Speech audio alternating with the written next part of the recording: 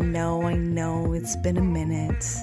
I'm going to leave you with a little clip of a conversation I recently had with a gentleman named Antonio. Be sure to look out for our full conversation coming out soon. Until then, let me know what you think.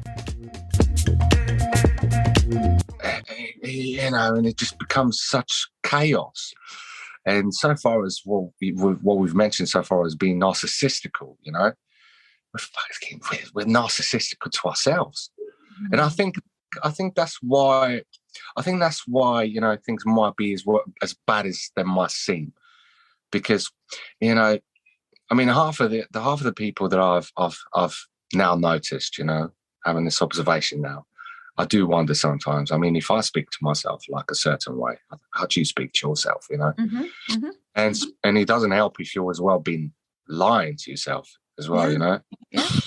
Self-talk is a huge thing that we don't always explore to see, like, how we interact. Like, to identify our emotions is the most important thing. That's what the release is. Yet most of us just go and navigate through and have all these sensations, these thoughts, these fears, and don't even know how to identify or speak about them because we weren't allowed to, or we didn't have the person to help us navigate through that. So the release that people speak about is, okay, it's identifying your emotions.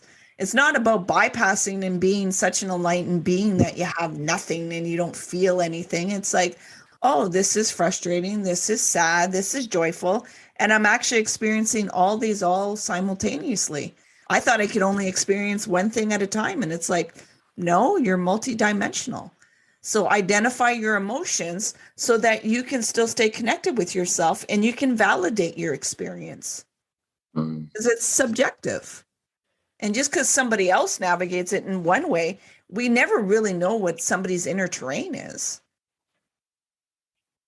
We really don't. And we can look at people's actions, but that still doesn't give you all the information of what's going on inside. Like, somebody could look like they're doing so much for everybody else, yet they may not even be kind with themselves. So those actions may be fueled by a really, really in-depth insecurity. Because we're told all the time to be nice and be this for other people, be that for other people. And so we're in service of other people, helping out. Yet, why are we at the end of the line? So we have to be, aware that actions that we see other people do doesn't translate to who they are as a character. Because to reveal our inner terrain, it's too immense to do that. Yet when we start having dialogues like we just did, that's why I have the podcast the way I do and ask reflective questions, then we can ponder a little bit more of understanding, where are we directing our energy? Who's in charge of the narrator? What's really going on in there? And am I actually running away with doing everything for everybody else because I'm avoiding feeling certain things or seeing certain things? And that has, I think the most important message is there's no one size fits all with this. No. But we all want that. We're all seeking for the one truth, the absolute truth that will find the root of everything and will fix everything. And it's like, no, that's not what it is. And it's what your self-love is. It's difficult to put into words because it's a different experience. Yeah. But there are similarities of what that can look like in certain words that we can paint it to look at. And we all have to remember our subject matter, our content, our curriculum is all different because we've all had different ways to navigate through life. Yeah. So it's like, okay, how do you interact with this or how do you interact with that?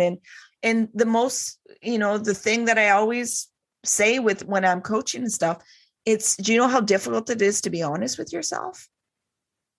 Do you know how many filters you have, mechanisms put in place because you don't want to see or feel certain parts?